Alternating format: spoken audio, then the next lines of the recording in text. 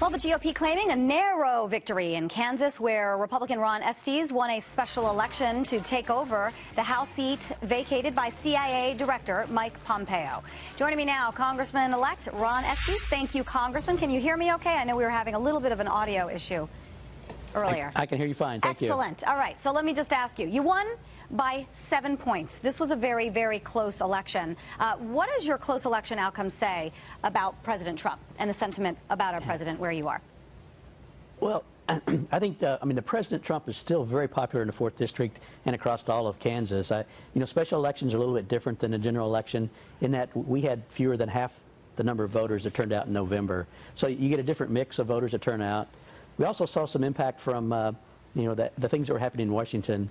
We could tell a lots of enthusiasm or a decline in enthusiasm after the health care bill had to be pulled back and reworked, because people sent Republicans up there. They wanted to see things accomplished, whether it's health care repealing, replacing Obamacare, or unwinding some of that regulations, or getting tax code reform. So I think it's hard to compare the two because they're really apples and oranges.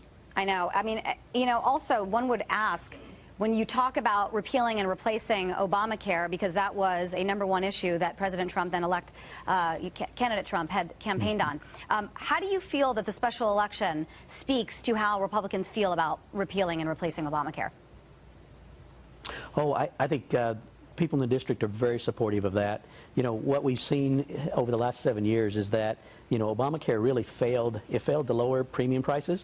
It failed to make health insurance affordable, because there's a difference between having health insurance and being able to get health care.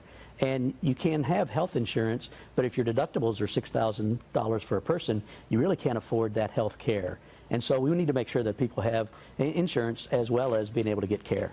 Okay, so then let me ask you, what do you think should come first? Because when the health care plan failed, President Trump wanted to move right into tax reform. Let that explode. I can't hear you now. Okay, can you hear me now? Yes. All right. So remember when the health care plan imploded, and essentially it failed, and President Trump came forward right away, dusted himself off. He said, we're going to move forward to tax reform. Healthcare, Obamacare, is going to explode on its own, and when it does, we'll fix it. What do you believe should come first, implementing comprehensive health care plan or tax reform?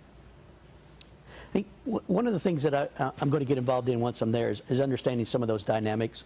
As I understand it right now, there's some implications for tax reform that drive us to make it important to work on health care first.